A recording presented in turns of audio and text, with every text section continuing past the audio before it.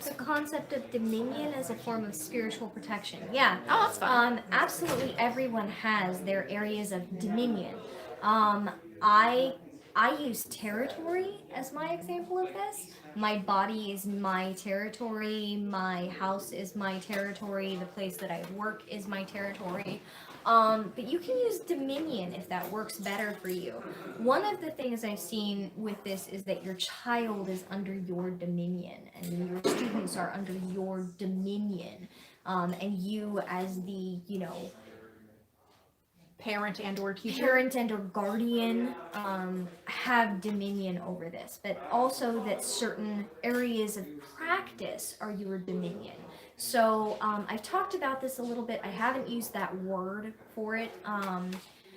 The idea that I, as a witch, have places where I have power, that I lean into an archetype of the witch's adversary against gods, monsters, spirits, powers that be, deities, and people who are abusing their power, and that I have power in that field of combat, I guess, if you're gonna conceive of it that way.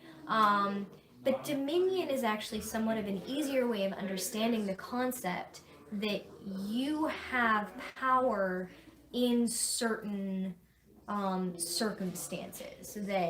That you, by the title you've claimed, by the role that you fill, by the archetype that you are, you have the right, and the right gives you the power. The idea that the right gives you the power is very common in folk magic.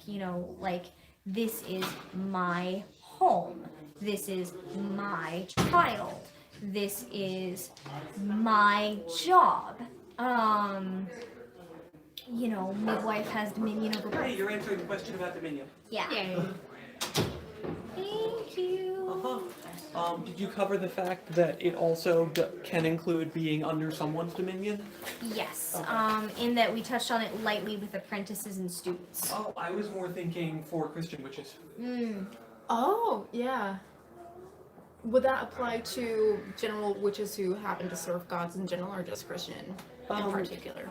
Depends on the kind of god you're serving and what your interactions with them are. Yeah. The Christian god is very dominating. Like, you can see this in the culture. Musical chairs. We could also talk about how you can claim territory, like how I have my iron cornerstone. If you are so travel. like, Tina is a traveling apprentice. She is now in her journeyman phase.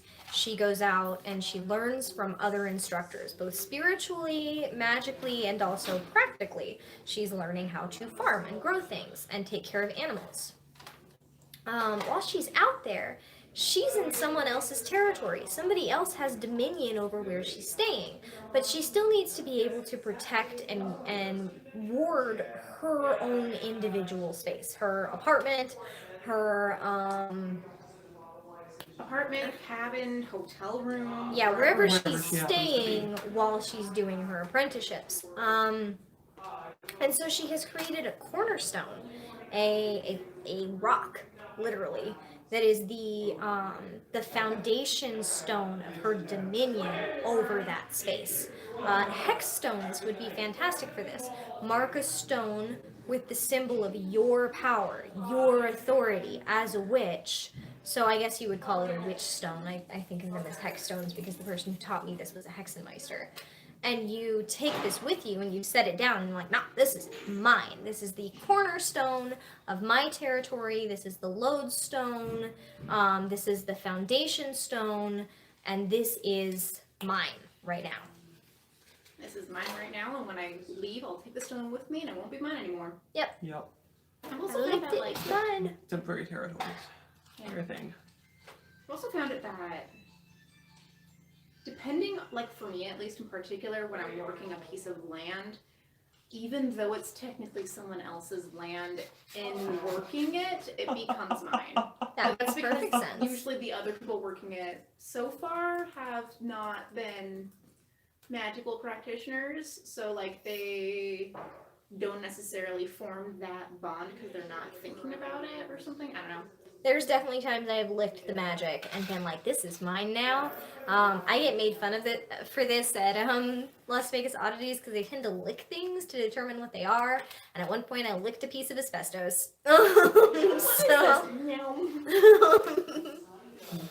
You lick asbestos, but you lick one chunk of asbestos. right?